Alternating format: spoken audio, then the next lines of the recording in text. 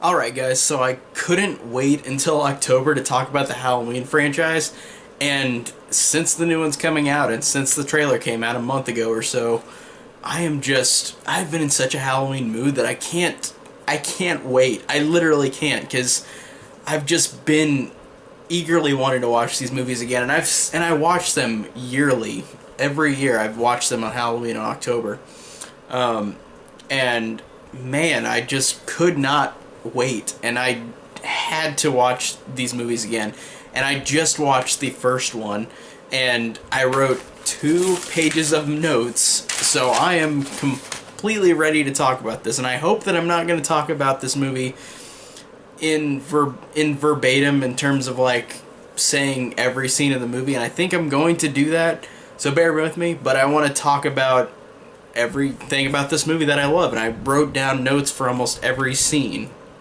So I wonder how long this is going to be, but let's just get into it. John Carpenter's Halloween, the original one, the one that started it all, originally called The Babysitter Murders. This movie changed horror forever. It is one of the innovators for slasher movies, even though this movie is almost virtually bloodless, which I really love. I love that this is a movie that, in terms of being a fantastic horror movie, that it gives you more of the implications and imagination than actually seeing the violence in the movie, and I think that makes this movie incredible, because this movie doesn't rely on cheap jump scares, cheap violence and gore, and it was before slasher movies were created, and or I mean, it is a slasher, but it's a bloodless one.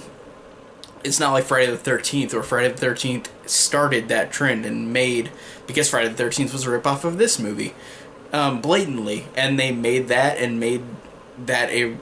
become the slasher genre, like the bloody slasher. And I think that this movie has done so much for film, so much for horror. If this movie was not made, I wonder how horror would have been today. Like, I really wonder how, because if we didn't have this, we wouldn't have Friday the 13th. We wouldn't have had a lot of these copycats. And I really think that this is a one-of-a-kind movie. It literally is.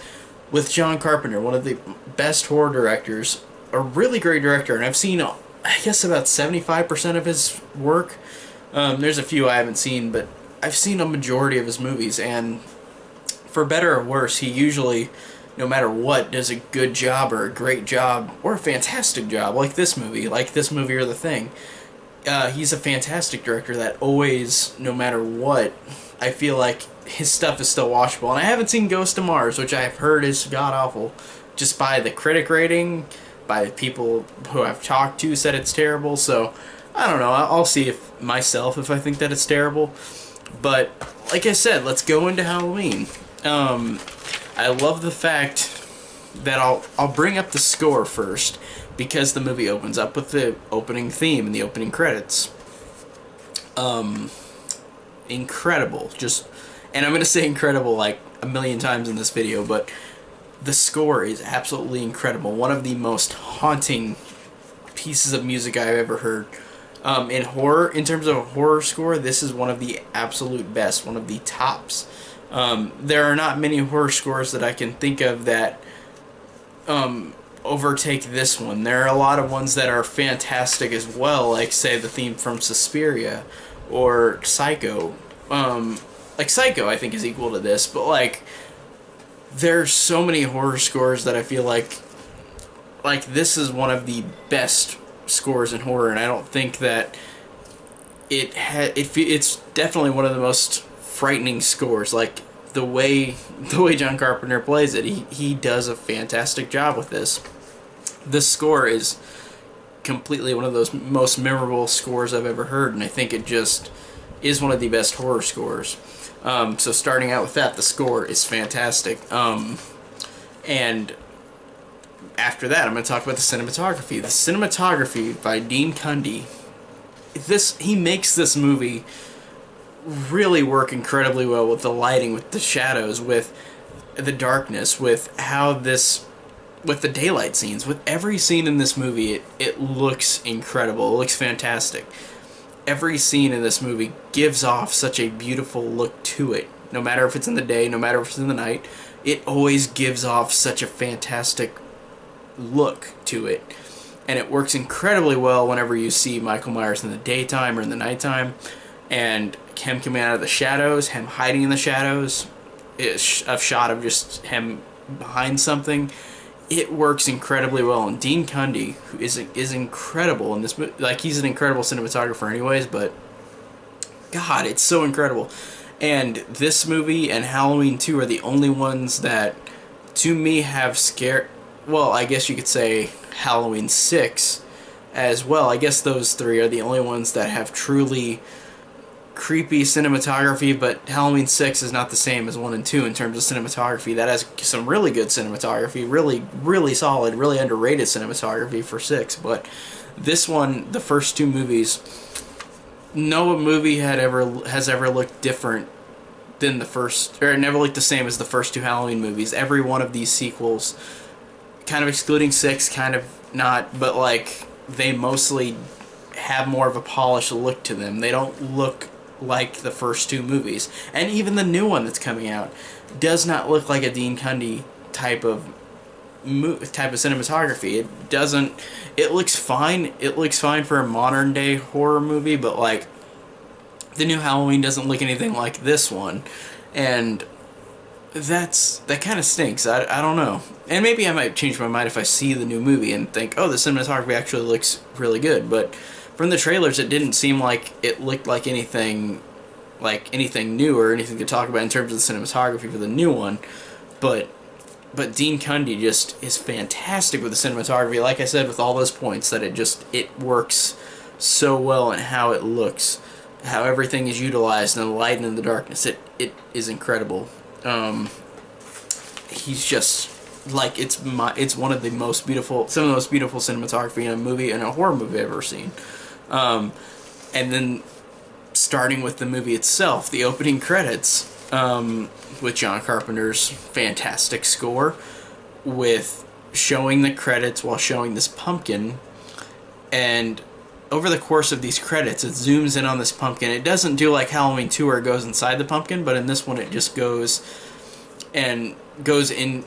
close to the pumpkin to its eye, but like, it's so slow and so subtle with this score showing this pumpkin like this far away from the screen, and then it slowly gets farther and farther and farther until like it gets to its eye, like that. Like, it's really incredible, just with the score, with the credits showing that happening at the same time. That blew me away the first time I watched it, and in Halloween 2 it blows me away too, because that's just as awesome in the second one with the pumpkin and that. But the opening credits are fantastic with, like I said, everything. The score showing that pumpkin zoom in, and just, it gives off such a creepy, eerie vibe to it. And then the movie, of course, you know, since everybody has seen this movie, you know that it starts after the credits in 1963, where some figure is walking around outside of a house, goes in slowly through a couple minutes of walking around the house, grabbing a knife, going up to get this girl. You realize later it's Michael Myers and his sister Judith that he stabbed, but I think that this is one of the most scariest ways to open a horror movie ever. It works so incredibly well. The way that you see this slow-moving character walk in, and this wasn't the first time that they did a POV thing. They did that first in Peeping Tom, I think. I think that was the first horror movie that ever did that, or suspense movie, but this was just incredible with the opening POV of this character walking around, this character grabbing a knife, going upstairs, and then putting on that clown mask. And then whenever it puts on the clown mask, it shows just two little eye sockets, like you're actually watching inside of the mask. And that, again, gonna keep saying incredible, but that is incredible, just how they utilized that, how they made that, and then showing it not being really any gore. You just see like him throwing the knife down and forth at Judith, and like you see her just laying there after she dies. But the way that they use that opening scene, the opening POV it's incredible of him just walking around slowly planning to get his prey. It is scary, and it is one of the scariest things in, like, scariest openings in any horror movie I've ever seen. And I don't really get scared at horror movies, but this gives off such an incredible creepy vibe that it works so well for me. And it just, there's a moment right before he walks into the house, whenever it's the POV, and like with the score, he looks up and then you see the window and the lights go off because Judith and her boyfriend go and have sex upstairs, and then the lights go off, and that stinger noise is one of the most scariest noises I have ever heard in any movie. It's not even considered, it feels like a jump scare, but a jump scare, like, this doesn't get enough credit. That sound effect, whenever the lights go off in the window, that is one of the most scariest sounds I've ever heard, and it is incredible. I really love that, and I love how this movie too. Of course, I can point out things that are inconsistent. I mean, kind of inconsistent, kind of not, because it's like Michael's going to get the knife and all that, go upstairs. Judith and her boyfriend have sex. It's literally less than a minute, and I guess you could say, yeah, that could be true. Just be quick. He's quick in bed, or they just did it artistically and like how this character's walking around really slowly and then goes upstairs, but it still makes it look like this character, these characters have sex for like 1 minute and then he walks down with his clothes on. And I know it's not trying to be that, but it just makes it look like that, and it was kind of unfortunate in a way, but it doesn't ruin the movie at all. It's just like, oh, that's kind of unrealistic in a way, sometimes not, but I thought that was really funny. It made him look like Quick Draw McGraw there. Like, he really just was done in a second. And I like how after Judith is killed, you see Michael go down the stairs, walks out, his parents are out there, they take off the mask, Michael's there holding a big knife as a 6-year-old kid, and the look he gives is such a weird look. Like, it's a look of, I don't know what to think. Like, it's not a look of fear. It's a look of, like, questioning. Like, why did I do this? Like, and maybe it's just the kid, like, his reaction to that. But, like, I wonder if John Carpenter told this kid, or directed this kid to look like this. Because he looked really strange. Like, I didn't understand why he, but that's what I like about it. I like the ambiguity. This kid killed his sister, goes down, gives a weird look like he doesn't know what to think about what he just did. I think that really is cool. And I'm going to also talk about this. I'm going to talk about this movie, but I'm going to talk about the 3 extended scenes in this movie. So as I go through the plot, I'm going to talk about the 3 scenes, and this is the first scene that's in the extended edition. And it roughly makes up 10 more minutes of the movie. I think it's like 90 minutes originally, and then 10 extra minutes that were made in 1981 when Halloween 2 was being made for TV time difference.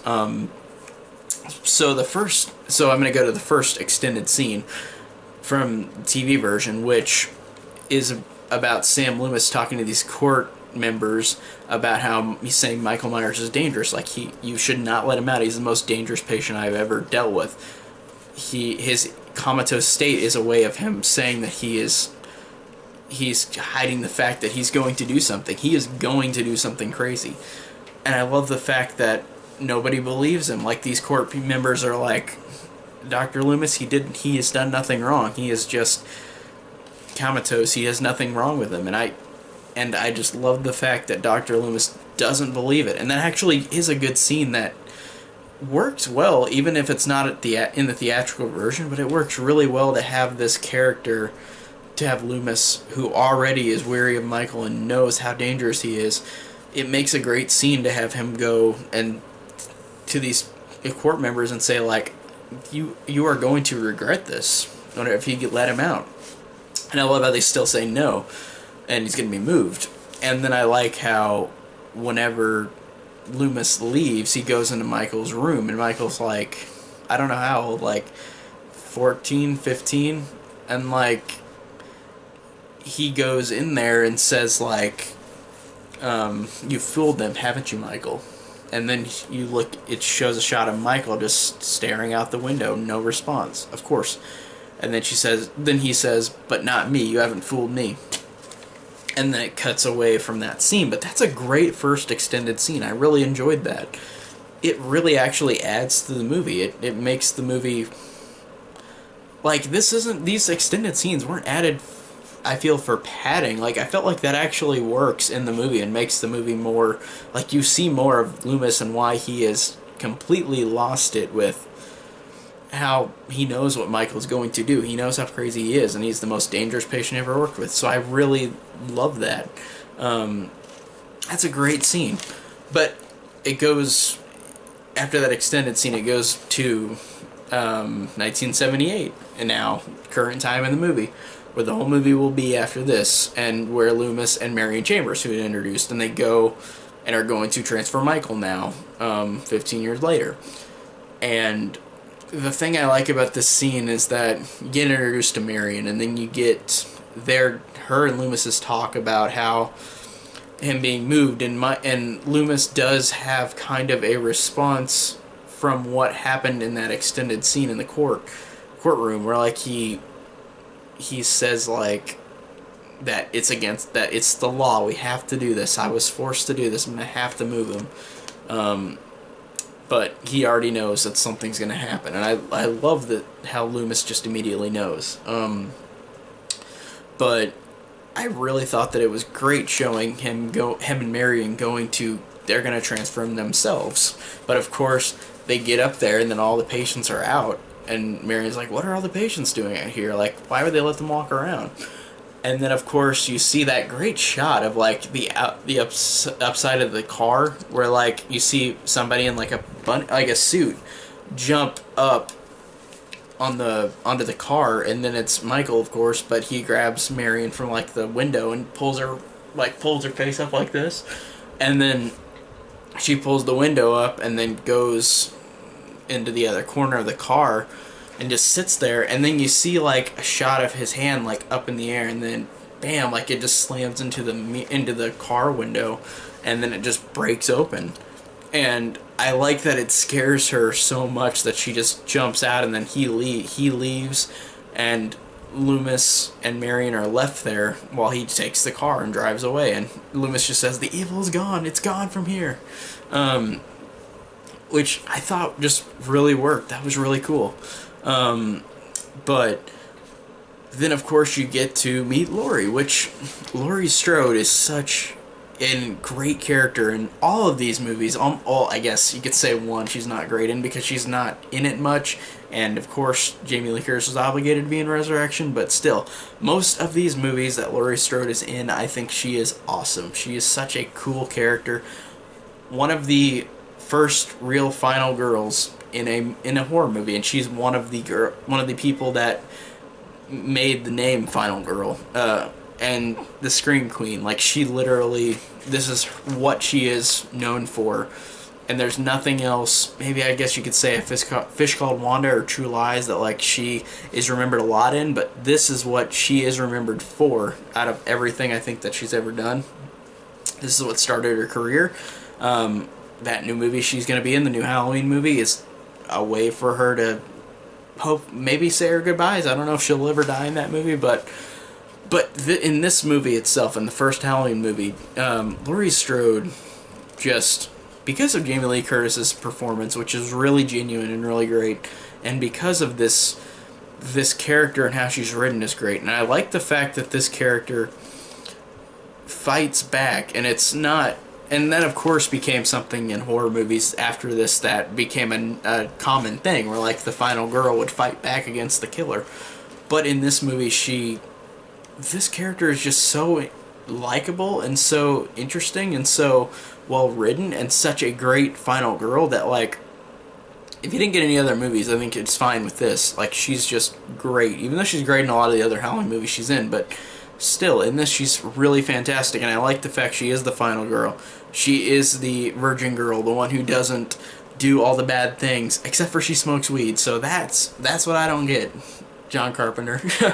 But I mean, John Carpenter was not trying to. The way that John Carpenter defended that the final girl thing is like he wasn't like. I think it's funny because people say, "Oh, she lived because she was a virgin and didn't do all the bad stuff," and but like she smoked weed, but still. But I liked how John Carpenter debunked that and said, "I didn't do that just to say that like just because she didn't do all the bad things doesn't mean she lived. It's because she lived because she was smarter than the other couple of characters. Like she was more accustomed to looking around at what's going on as opposed to like Linda or Annie or Bob. And I thought that that's a cool way to put it as opposed to just saying that she's just the good girl so she lives. I like that she's just, he said that she's more acute to like looking at what's going on in the world as opposed to doing her own thing. And I like that. I thought that made her really likable, and that's why she is likable, because she just gives off such a good vibe, and she's a good person, and she just gives off such a likability. And I think that she's just really, Jamie Lee Curtis, one of her best roles is this movie. Like, she is incredible in this movie. And because it's one of the first final girls that like I know there's been final girls before this movie, before 1978 in horror, but in this one I felt like there wasn't that many before this, so it really works in how genuine her performance is and how genuine her character is, because all these other horror movies, whether I like them or not, they do make it a trope with the final girl. So I really thought that in this one it just worked really well. And then I like how it introduces her with Tommy, and then Tommy is when she's going to be babysitting that night, and her father says like, go drop the key off at the Myers house because he's trying to sell it, because he sells houses. And Tommy meets her by the house, and like she says, I gotta drop these off at the Myers house, and he goes, the Myers house? Like, a lot of people told me bad stuff happened there, and like, or Lonnie told me that bad stuff happens there. And then Laurie's like, well, Lonnie probably won't make it out of the 6th grade. Like, it's funny how these characters, even though Laurie is more aware of her surroundings, I like that all these characters, because this is in a small suburban town, of course bad things can happen anywhere, but I liked how it's a small suburban town where this character, and most of these characters, even though she's more awake than the other ones and just how reacting to things, but all of these characters are kind of in a reality where, like most people, like, it's a safe place. There's nothing bad will happen here, even though it does in the movie. So I like those lines where, like, these characters don't even think much of it because it's not a bad place. I love how genuine it makes these characters feel like real people. But of course she goes up to the Myers house, puts the key down there, and then you see the first shot of Michael inside the house, like a shoulder shot. And then her and Tommy leave, and then it gets that fantastic shoulder shot where Laurie's walking down the street and sings that song, which she made up on the spot, which I thought was really funny. But she's walking down the street singing, I wish I had you all alone, just the two of us. While she's doing that, Michael's just sitting there. You see his shoulder in the camera view, and like he's just breathing really hard. And then that's it. And I love that. It just never, it gives off such a creepy but beautiful thing at once with her singing and with him watching her. That to me just makes it work so well. I really, really love that scene. And it holds on it, of her walking. Like, it really holds on it in a way that makes it creepy and makes it really work. And then we get to the second extended scene where Michael, after he left the hospital, after he broke out all the patients, they explain that in the scene, because they didn't explain that in the movie. Like, there's a lot of nurses who say, oh, he went and broke out every patient, and like, they ransacked the place, and then they find, on the back of Michael's door, it says sister wrote in red, I guess blood, but that's a scene that's good, but it wouldn't fly in the new movie because they're not brother and sister anymore. But, or unless it's just implying that it was his sister Judith, but that doesn't mean that, I don't think, because he's going for his sister Laurie, which this scene was made in 1981 with Halloween 2, so it makes sense with the brother sister angle, even though it's gone in this movie that's coming out. But But that was a cool scene too. I thought that worked because it did explain. Because I don't remember if it actually said in the movie why the patients were out. It just Marion says, "Oh, the patients, why are they letting him walk around like this?" So I guess it could be implied, but it's cool that we get an answer in this deleted scene or extended scene for the movie. And then, of course, you got to the school scene, which of course is iconic, where Laurie is sitting at her desk, looks outside, and this is a great use of cinematography by Dean Cundey. This movie looks incredible in the daylight and the nighttime, and I love how they both work so well. And in the daylight, you don't see this much with horror movies where the killer is just in broad daylight. Laurie looks outside while the teacher's talking about fate. Looks outside, Michael's just staring at her from a distance with his car. Just staring at her. She looks away, looks back, still staring at her with that creepy mask. Just staring at her the whole time, and it works incredibly well. And then she gets interrupted and looked and talked to the teacher, looks back, and he's gone. But that scene, just incredible. Using the use of the killer in the daylight, like, I love that. That's really great. And then, of course, it cuts to Tommy being bullied by the kids, and then you realize that Michael's there because one of the bullies, like, runs into him, and it makes that creepy noise where, like, he bumps into him. And then Michael starts to follow Tommy, and it works because it's so slow of him just walking, following him outside of the gate, just watching Tommy walk around to the other side of the school and just walk down the street. And it just shows the whole thing of him just watching and watching, and that's what makes it so creepy, because it's such a lot of slow moving moments in this movie that work so well and how creepy it is. But Michael following him is really, really creepy. And then I like the fact that this movie with Loomis, since he's not with them, with the teens until the end with Laurie, he's finding hints on finding where Michael is, and Michael wearing that bunny outfit at the beginning. The rabbit in red, like, he finds the little tag in the truck from that guy he murdered by the train tracks, and, like, he finds all these hints that keep leading him towards Michael, and I like that. I think that's a cool way of keeping him in the movie without him gone for too long. So I thought that was cool. And then, of course, you get introduced to Linda and Annie too, Laurie's friends, who they've got great banter with each other. This is written by Deborah Hill, who I really enjoy the stuff that she writes, like, in these movies, and I think that in this movie in particular, she did a great job with making these girls seem real, making them feel like they were actual, like, friends, and they had banter that felt real and felt realistic. And she's the one who wrote the girls' dialogue, and I think it works really well. I think it really is great. And their banter is hilarious. Like, I like how Annie is this kind of bitchy friend, but, like, she's likable still, but she's just really bitchy. And, like, Linda is not quote-unquote an airhead, but she acts like she's kind of like one of those popular cheerleaders where she just has kind of a thing about her where it's kind of like she says totally like 10 or 11 times in the movie, and, like, she just says it in a way where it's kind of silly, like she's kind of an airhead in a way. And it's just her character, not the actress, but just that actress, PJ Souls, did a great job with Linda. And so did Nancy Loomis as Annie, of course, but they're both really cool other characters to follow them around, or to follow them around in the movie, and have Michael follow them around in the movie. Their banter is great. And of course you get them walking around talking after school, and then Michael encounters them in the car, and that line, they see like somebody driving it, of course it's Michael, and then I love how somebody says, I think it's Annie, says, "Hey, isn't that Devon Graham?"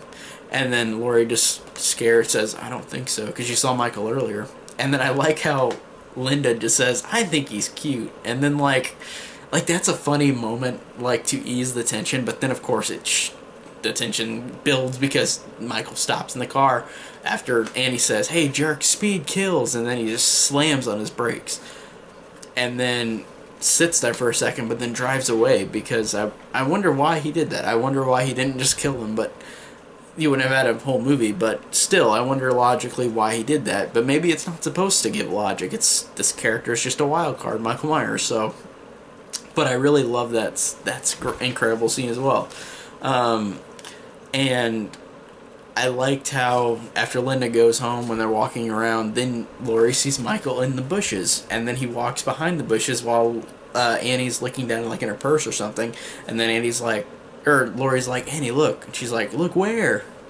And I like how these characters, Linda and Annie, both are oblivious. They're not looking at the world around them, and that's what makes Laurie the survivor in the movie. And I thought that it works well with these two characters not looking around and not paying attention to everything. So like, because they just don't expect anything bad to happen. And like I said, whenever Laurie sees Michael in the bushes, and then Annie's just in her purse walking on the street with Laurie, it works because it just shows Laurie's more aware of everything or in her surroundings. And I like how whenever Michael walks behind the bush, Annie goes up, says, hey creep, and looks around, and then there's nobody there, and says, Laurie dear, I think he wants to talk to you, I think he wants to go out with you. And then Laurie comes over and he's gone. And I love how Annie, like, this is what makes her a bitchy character, but her performance is really likable by Nancy Loomis. Like, she's still really likable even though she's horrible, but she's like one of those friends that's a friend who's rude to you, but she's still your friend, I guess. But like she like says like, poor Laurie scared another one away, because like he's not there, Michael disappeared from the bushes. So Annie's just thinking she's just imagining things. And then she says after that, Annie says, I think you're wacko, you're seeing men behind bushes. Like I just think that makes her funny, but she's rude about it, but she's still a funny, likable character in a way. But I really like that scene where like all the scenes of Michael hiding in either bushes, hiding in the back of a backside of a house, like watching, like him hiding everywhere. I think just all those scenes are perfectly well done. Just some of the most scariest things in a horror movie ever. Just how this character sneaks in this movie. Like he is the most sneakiest in this movie than the other ones, but every shot just works incredibly well with him like hiding somewhere. You seeing him at a distance, like it works incredibly well. And I like how it then after, of course, Annie and Linda are gone, like they go home, then Laurie of course encounters Chief Brackett, but then she goes to her house, finds Michael outside, like on the, like right where the hanging laundry is next door, and like he's just staring at her, and she freaks out, but then she looks again and he's gone. Or no, she doesn't even look away, he's just gone. And I think that makes this character, like Loomis explains in this movie, like he's not a man anymore, and he's just like pure evil. So I like how he's there and he just disappears, and that explains why Laurie sees him and then he's gone without her looking away in that scene, whenever she sees him outside at the hanging laundry. But again, just incredible with that mask. The best mask is definitely this one, of course. The other movies, some of them have good masks, some of them have terrible masks, but this one, of course, is the best one, and it cost $2 to make this mask. That was a William Shatner Star Trek mask, but they painted it, spray painted it, the hair and the mask, and made it just a white figure. Like, that is one of the most inventive and innovative ways to make one of the scariest masks ever shown on film, but you spend $2 on it. That was just an incredible lucky coincidence. Like, that just is incredible. And they were going to use a clown mask maybe, but I'm glad they went with this one. I don't even know what the clown mask looks like that would have been this, but this one just iconic. The reason why this movie is iconic, one of the reasons, one of the many, many reasons. But so you see a lot of scenes of Laurie like encountering Michael from a distance, and I like how it keeps showing that he is always near her, he is always close to her, he is always sneaking around and always right there, but then he's gone. Just makes it got incredible tension even when nothing happens. And then we get to the last extended scene where Laurie, and this one's the most pointless out of the 3 extended scenes, where Laurie is getting ready. She just took like a shower, so her hair's up in a towel, and like her and Linda are there, and like Linda said like, "Oh, can I use your dress you got for your birthday or something?" But like, I mean that's fine for like banter for like the girls, but like they do actually no wait, I take that back. This scene does have a little bit of importance because it does bring up again that like Laurie is still seeing Michael and Linda is with her, and Laurie says like, or no, Linda runs in the house and Linda's like, "Oh, I that guy's following me again in his car," and then Laurie's like, "He was watching me at school today," and I like that because that, I mean, of course you don't have to have this scene, but I liked how they're talking to themselves about this, like that they're all encountering this creature, but nobody is understanding besides Laurie. Like the other ones are not like freaked out. They're just like, "Oh, this guy's following me. It's weird." And then they go in the house. Linda goes in the house with Laurie, and then it's okay. But like this scene, I guess, is the most pointless out of the 3 scenes, extended scenes that they added made in 1981. But still, it's all right. It's an all right scene. Gave a little more banter to the girls and told why, like seeing him following them still. So, but I mean, it's kind of repetitive in a way. But yeah, and then of course you get the pickup scene where Laurie and Annie are driving around, and then Don't Fear the Reaper plays, which is the reason why I love Blue Oyster Cult, because this movie just made me love that song, made me love that band, and I love how I'm introduced to it because of that. And then in this scene, Laurie smokes weed. So that breaks the thought of like, oh, because she's the virgin, she lives. But she smokes weed, and so does Alice in Friday the 13th, but like still, it seems like this is not, John Carpenter said, like he's not saying that just because she didn't have sex or do anything bad doesn't mean she is the reason she lived. Like I said, it's just because she was more aware of her surroundings, as opposed to Annie or Linda or Bob. But I thought that was funny that she smoked weed though. And then she was worried that Chief Brackett could smell it like Annie's father, but Annie's just like, whatever, he's okay, doesn't matter. And then of course it cuts to Loomis finding Michael took Judith's gravestone, like it's gone. That guy is talking about this creepy story about this guy who's like I presumed killed his family, which Loomis cuts him off, which I thought was pretty funny. Like it's just like, oh, okay, we don't hear the rest of this horrific thing that happened, but I really liked that scene, and I liked Loomis finding out that it's gone, like the tombstone is gone, and of course you find it later in the movie. But then it cuts back to Annie and Laurie, and I liked this scene a lot. This scene actually brought a lot of character to Laurie, because Laurie, the character who's like she's an introvert, not really an introvert, I guess. She has friends, but she likes to be home. She doesn't want to be like the norm. She doesn't want to go out to dances, doesn't want to go out and meet boys. Like she's just one of those characters who wants to be by herself, and I like that. And I like how in this scene she talks to Annie about liking this boy Ben Tramer, and I like that it opens her up a little bit to her character. Like it makes her more likable, and you feel bad for her, but you want her to live. Like you feel for her and what she's dealing with in life. Like she might want to actually do these things, go out and be with people. But I really like that. That's a great scene. It really actually works really well. And then of course Michael's following them the whole time, and then Loomis meets Brackett, and that sets off to where Brackett and Loomis are going to look for Michael. And how earlier Brackett and Loomis met whenever they realized that the hardware store is broken in, because Michael broke into it, took the mask and some knives and a couple of ropes. But I thought that was funny in that scene where Annie's like, "My dad!" Like, cause she freaks out because like they're both smoking weed, and whenever they go up to the dad at the hardware store. But I thought that was a really funny scene. And then of course you get, after this, the girls are taken to babysit their kids. Like Annie's going to Lindsay, and Laurie is going to Tommy, and they're babysitting them for the night. And I love the fact that it just turns to where Michael was following Laurie the whole time now. Now he's just following Annie and tracking her.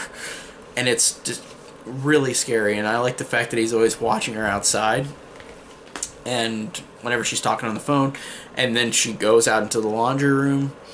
And, oh no, I can't remember if this happens before or after. I think it happens before, but Lester, the family dog of hers, is outside barking and he sees Michael.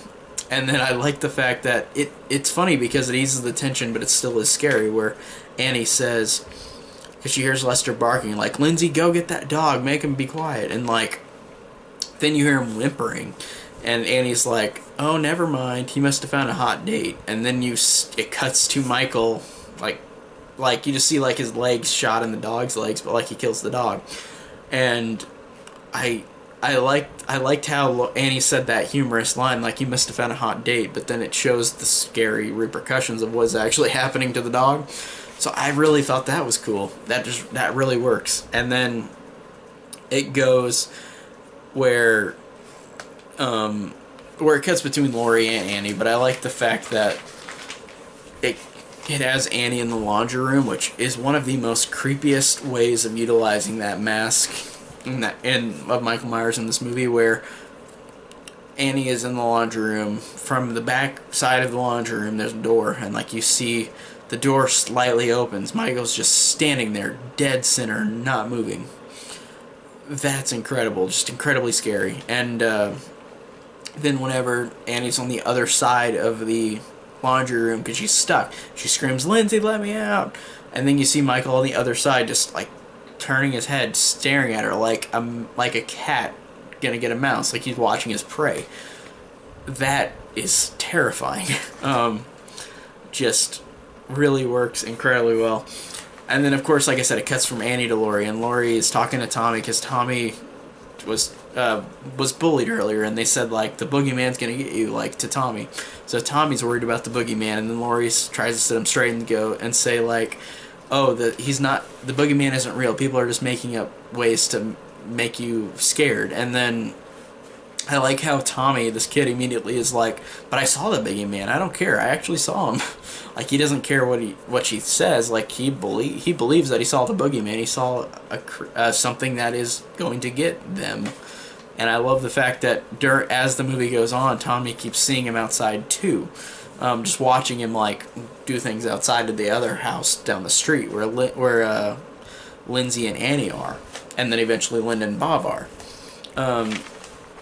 And then it has Annie where she goes, and this is where she's going to get killed. And I like how this movie takes almost 40 to 50 minutes to have another kill. That would never happen nowadays. That's incredible. But the tension is so incredibly well done throughout the movie that it doesn't matter if there's kills or not, because the tension and the suspense make it terrifying. Just the whole movie, just suspense-filled. One of the best ways of using suspense. Barely anybody dies in this movie. Like 3 people, 4 people. Or maybe 5. I think it's 5. But still.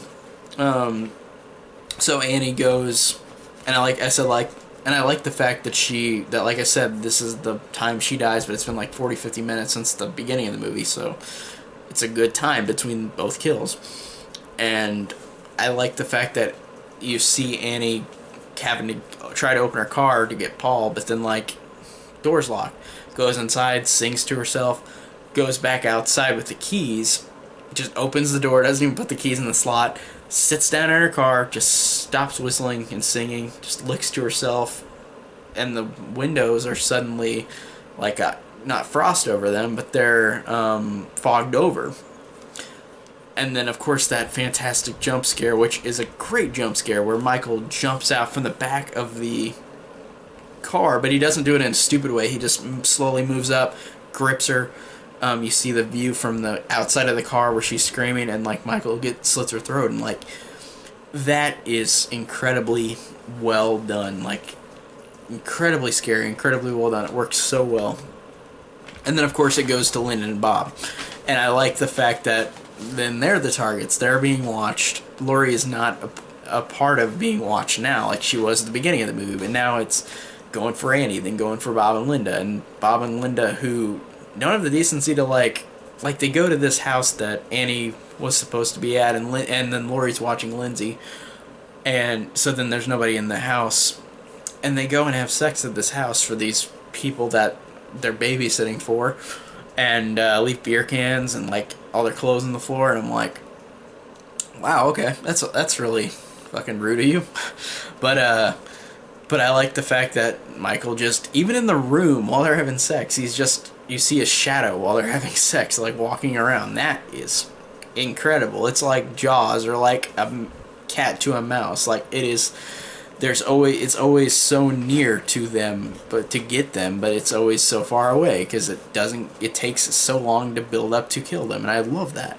And of course you get that fantastic thing of Bob going downstairs, looking around, and it takes this time in a great way where Bob looks around and says like, Linda, you asshole, like he gets mad at her because he thinks she's downstairs, and then he says, come on out, and then he opens up the closet and Michael comes out, pins him to the wall, and then stabs him.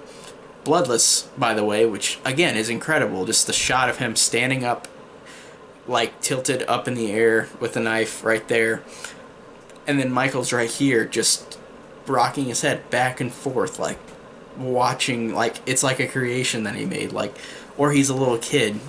I love that. Like, that just makes it even more creepy and scarier. And then of course Michael comes up in this blanket to make him look like a ghost, and he puts Bob's glasses on it, and then Linda of course thinks it's him, and she's like, Bob, do you see anything you like? And she puts her shirt down, and of course you don't see her boobs completely, because the camera, even whenever you're watching it in the best frame, it's like the camera doesn't show her boobs completely. So I like the fact that it's a joke in a joke for the movie, where like you don't even see her boobs really. You do a little bit, but not like entirely. I thought that was a funny joke, that like, or funny way that it seemed to be like, oh, this is awesome, you get to see her boobs, but then you only see like a little bit of them. So it wasn't like the greatest thing to not like. It was funny that you just didn't get to see that, even though it acted like she did, the way she said that line and the way you expected to see that. But of course I watched it on Blu-ray, so that's got the different aspect ratio, because I think on VHS you don't even see that. There's nothing there. So, but I liked how she's like, oh, okay, I'm gonna call Laurie, this is going nowhere, and like she calls Laurie, and then she starts getting strangled, and Laurie doesn't even think anything of it, because she just goes, oh, okay, Annie, what are you doing? Like, first I hear your famous chewing, now you hear your famous squealing, and then she's just choking on the other line with the phone wire.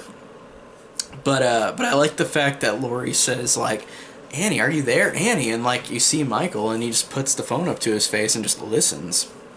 And that's really creepy. That works really great. And I like the fact that after that happens, Laurie goes.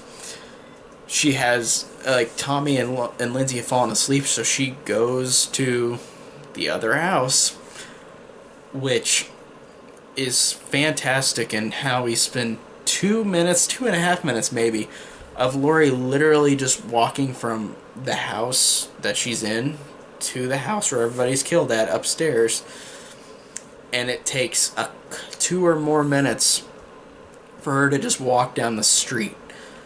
But every second of that is incredible, because you know what's in the house, you know what is happened, you know that this poor girl is going into this horrible location, and it works every single time, just her walking down the street. Like, it is incredible. And then whenever she goes in there, it takes its time too, because she looks around, goes upstairs, slowly walks up the stairs, slowly walks into that lighted room, and then finds Linda with her throat slit, or Annie with her throat slit, and then you see Judah Stone's gravestone there that Michael took from earlier, and then Laurie freaks out because she sees everybody dead in there, and like she runs out of the room and cries in a corner.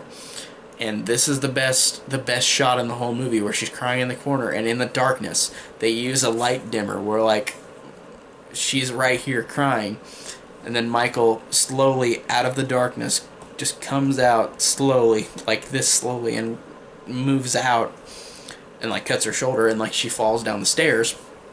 And then the music is fantastic where she's running away from him because it sounds like a ticking clock or a heartbeat. Like, it literally, the bump, bum bum, like that is incredible. And him chasing her is terrifying. Every single time he almost gets her, like, she runs into the room where the door is to the outside, but it's stuck with a rake. Like, there's a rake there, like you put it there to block her path. She has to break the window open to get out, and then he gets right there at her, but she runs out just in time. Then she screams like crazy, and this is why she's considered the Scream Queen, because that scene of her running across the street again, and falling over and freaking out. And it's not like she's a wimpy character. She just is scared out of her mind. She just found all her friends dead, and a killer's chasing her. And then she gets back to the house where Tommy and Lindsay are, and the door's locked, so she doesn't know where the keys are. So then it keeps cutting back to Michael slowly, like this far away from like her at the other house, slowly walking over, and she keeps screaming like, "Tommy, come on, Tommy, it's me, open up, open up." And then you keep seeing the shot of him from the other side of the street, just slowly walking over there. And it is one of the most terrifying things I've ever seen in a movie. Just that scene gives off such an incredible amount of tension that I've never felt before. And she makes it in the house, of course, and then Michael makes it in the house as well, and she stabs him a couple times, like with a knitting needle, with a knife. She keeps thinking she gets him, but then she doesn't. But I like the fact that it's great just showing her fight back. She puts the kids in the closet, makes them, like, she tells them to lock the door, stay in there, and then it eventually leads up to where she hides in the closet, another closet, and then Michael comes up, breaks the closet open. She stabs him in the face with like a clothes hanger, and then like a knife.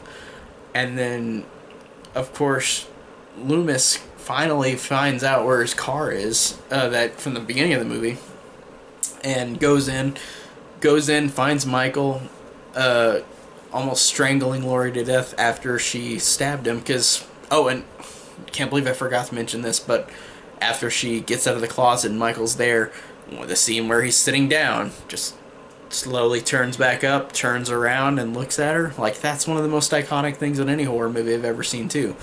But, of course, Loomis comes up, shoots Michael 6 times after Michael tried to strangle Laurie.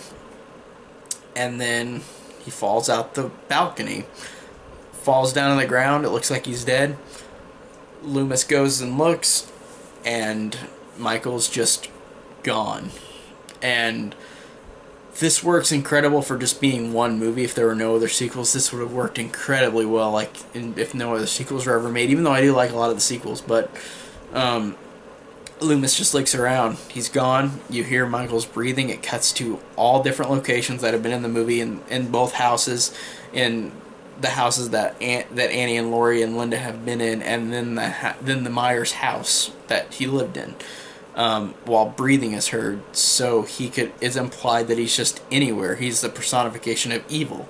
Like Dr. Loomis with his quote earlier, where he described how he met this 6-year-old boy with the darkest eyes, the blackest eyes, and how he was purely and simply evil. He had nothing. There was nothing to him except he was just a personification of evil, and he's just gone at the end of the movie. That's incredible, and I wonder how this new movie is going to change that, because in the trailer they said like Michael was captured by his doctor that night, so Halloween 2 is not existent in the new one, but they made it to where Michael was caught at the end of the night by Dr. Loomis, and taken back to prison for 40 years for the new one to start. So I wonder how they're going to rewrite that, because in the end of this movie, Michael just is gone. So are they just going to find him somewhere? But they made it seem like it was so important, like he disappeared and he can't be found. He's just breathing is heard everywhere. So I don't know how they're going to fix that in this next movie, but of course it's a sequel, so every sequel, even though I like a lot of the sequels, or love some of them, but I feel like if this was its own thing, completely never had anything else done, no other sequels, this would have still been fantastic, and it still is, still one of the one of my top 5 movies ever. Just so incredible. Like, one of the most, again, I've said incredible like 2 billion times in this video, but no matter what, this movie has always kept with me. Ever since I was, I think, 13 years old, I watched this the first time, and I just have never, ever lost my love for it. Never lost any feelings of difference in how incredible this movie is, and how incredible everything is, and how incredible the characters are, the lighting, the cinematography, the scares, it being virtually bloodless. It makes it incredibly suspenseful, and John Carpenter is one of the masters of horror, and I think that this is my personal favorite. I know everybody says The Thing, and The Thing is amazing as well, fantastic as well, but this is just a fantastic movie that spawned a lot of sequels after it, and spawned a franchise that I do enjoy. But this one, no movie in the franchise could ever compete with this one, except maybe the third one, which is not even related to Michael Myers. But still, this is still the best one, no matter what, out of all of them, and I think it's fucking amazing. And I have talked so long. If anybody has stayed to watch this whole thing, thank you for watching, and I really hope you enjoyed this. I'll talk about the other sequels next, so I don't know if I'll talk as long, but this one just is incredible. So thanks so much for watching, and I'll talk to you guys next time.